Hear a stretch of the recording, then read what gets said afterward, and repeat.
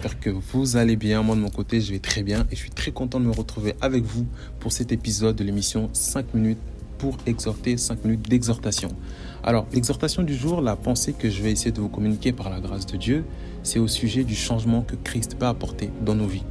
Parce qu'une personne qui s'approche de Dieu ne reparte pas de la même manière. Il y a toujours un changement quand tu t'approches de Dieu. On peut prendre l'exemple de Pierre, qui était un simple pêcheur de poissons, mais lorsqu'il est venu à la rencontre de Christ, il est devenu un pêcheur d'hommes.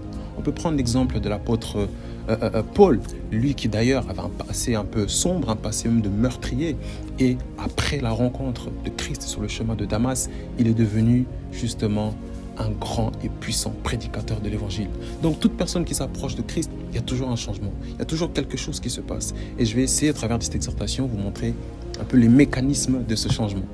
Parce que avant Christ, nous sommes conduits par nos pensées, conduits par nos désirs, conduits par la chair pour être un peu plus précise. Et après Christ, nous sommes conduits par l'esprit. Voilà pourquoi on parle d'ailleurs de nouvelle naissance au passage. Donc en fait, c'est l'esprit de Christ qui vient habiter en nous et qui fait que maintenant, nous agissons, nous nous comportons comme Christ. Vous savez, les chrétiens, les premiers chrétiens, les personnes qui les ont appelés chrétiens, ce n'étaient pas des chrétiens. Non, c'était des païens. Parce que les païens ont remarqué que ces personnes-là se comportent tous de la même manière. Ils se comportent tous justement comme Christ. Donc, on va les appeler chrétiens. Chrétiens qui signifie seulement mini-Christ. Parce qu'ils étaient conduits, pilotés par l'Esprit de Christ. L'Esprit de Christ qui apporte un changement. Mais l'Esprit de Christ, c'est qui et c'est quoi? C'est le Saint-Esprit. Petite précision. Quand tu viens à Christ, il faut savoir que chaque homme est conduit par un esprit. C'est pour ça qu'on parle d'ailleurs d'état d'esprit. Avec quel état d'esprit cette personne a agi, avec quel état d'esprit cette personne a parlé. Et quand on vient à Christ, on vient déjà avec un état d'esprit initial. Mais sauf que cet état d'esprit-là ne reste pas avec nous. Non, il part pour prendre l'esprit de Christ qui est le Saint-Esprit. Le Saint-Esprit était justement l'esprit que Christ manifestait. Voilà pourquoi lorsqu'il est parti, il dit, vous recevrez une puissance, le Saint-Esprit survenant sur vous et vous serez mes témoins. On va témoigner de Christ par l'action du Saint-Esprit. Le Saint-Esprit vient habiter en nous, précisément là où se situe notre esprit. Parce que, petite précision, notre esprit communique avec le Saint-Esprit. Parce que quand on dit qu'on est le temple du Saint-Esprit, c'est pas au niveau de notre corps. On ne porte pas physiquement un Saint-Esprit, non. Mais le Saint-Esprit vient habiter dans notre esprit. Notre esprit qui siège dans notre corps. Voilà pourquoi on dit qu'on est le temple du Saint-Esprit. Mais ce que je vais souligner par là, c'est que le Saint-Esprit habitant en nous, nous communique les caractéristiques de Christ. Ainsi, si on était, je ne sais pas, colérique, petit à petit, ce côté colérique que nous manifestons ne se manifeste plus. Mais nous manifestons maintenant un caractère un peu plus doux, un caractère un peu plus calme, un peu plus tempérant. C'était le caractère de Christ, mais uniquement par l'action de l'Esprit, par l'action du Saint-Esprit. Donc en réalité, le changement qui s'opère en nous lorsque nous venons en Christ, c'est le changement que l'Esprit de Christ, le Saint-Esprit, vient impacter, vient s'imprégner en nous. Et nous sommes une nouvelle créature. D'où le verset que toutes les personnes qui viennent à Christ sont des nouvelles créatures. Toutes choses changent tout autour de nous. Notre manière de voir les choses, notre manière de comprendre, notre manière d'analyser les choses. Donc, parce que là où l'Esprit agit, c'est dans la pensée, avant toute chose. Il faut savoir quelque chose encore une fois, la pensée précède l'action. Parce que tu penses d'abord avant de faire l'action. Je ne sais pas s'il y a une pomme sur la table, je vais d'abord penser prendre cette pomme avant de prendre cette pomme. Je pense, ensuite j'agis. Donc ma pensée précède l'action. Si je veux modeler mes actions, je dois d'abord modeler en arrière-plan ma pensée. Donc j'agis sur ma pensée, j'agirai sur mes actions. Et le Saint-Esprit agit justement sur notre manière de penser, notre manière de réfléchir, la manière dont nous inclinons notre marche. Et ainsi, comme ça, nous aurons des actions qui sont dignes de Dieu.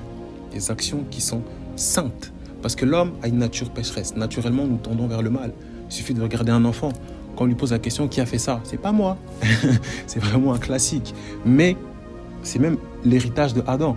Si on revient un peu à la chute, lorsque Dieu a demandé à Adam, qu'est-ce qui se passe? La première chose qu'Adam a dit, non, c'est pas moi, c'est la femme. Et lorsque Dieu vient voir la femme, qu'est-ce qui se passe? C'est pas moi, c'est le serpent. Donc l'homme plutôt a comme nature, comme réflexe de se dévouer. L'homme a une nature pécheresse. Naturellement, on tend vers le péché depuis la chute. Donc, de nous-mêmes, on ne peut pas être saint. C'est impossible.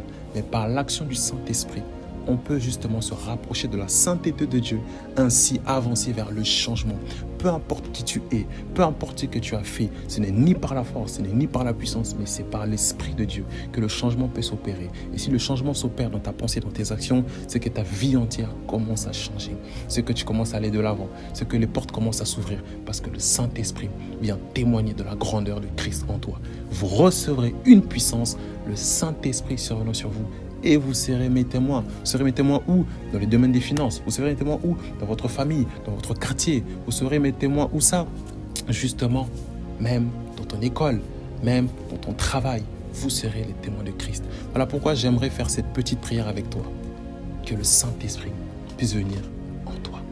Que l'Esprit de Christ puisse habiter en toi et que tu sois réellement un véritable chrétien. Un chrétien rempli de l'Esprit qui impacte par l'action de Christ qui se manifeste tout autour de lui. De là où tu es, j'aimerais juste que tu puisses incliner ta tête et prier avec moi. Éternel, Dieu véritable, toi qui as même dit dans ta parole que dans les derniers jours, je répondrai de mon esprit. Alors puisses-tu, je te prie, dans la grandeur de ta grâce, répandre ton esprit dans la vie de mon frère qui me suit, dans la vie de ma sœur qui me suit. Que là où elle n'arrivait pas, par l'aide de l'Esprit, par le soutien de l'Esprit, elle puisse aller de l'avant. Là où elle était bloquée, là où elle n'arrivait pas à arrêter ce péché-là, toi qui as dit dans ta parole que c'est l'Esprit qui convainc du péché, que le Saint-Esprit puisse venir ôter cela et lui donner la force d'aller au-delà de ses erreurs, au-delà de ses failles et de lui donner une nouvelle nature, la nature de Christ, afin qu'elle soit réellement à tes yeux et aux yeux de tous un chrétien. Dans le nom de Jésus-Christ, nous avons ainsi prié. Amen. Que Dieu vous bénisse.